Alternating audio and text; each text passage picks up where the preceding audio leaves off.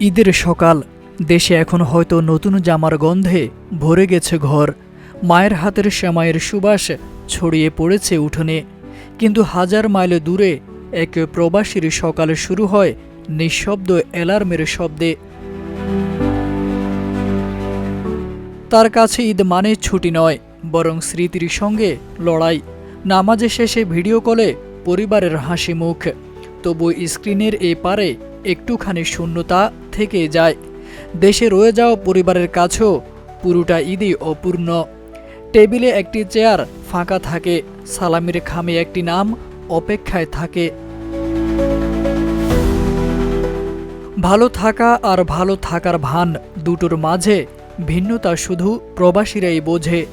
ঈদের জামায়াতে কাঁধে কাঁধ মিলিয়ে দাঁড়ায় ভিন্ন দেশের মানুষ, তবু নামাজে শেষে সবার মনেই একই প্রশ্ন, আর কবে ফিরব নিজের ঘরে। প্রবাসীর ঈদ মানে ত্যাগ, দায়িত্ব আর ভালোবাসার নিঃশব্দ প্রতিশ্রুতি। দূরদেশে থেকেও সে গড়ে তোলে আপনজনের স্বপ্ন। হয়তো একদিন কোনো ঈদের সকালে সে ফিরবে আপন ঘরে।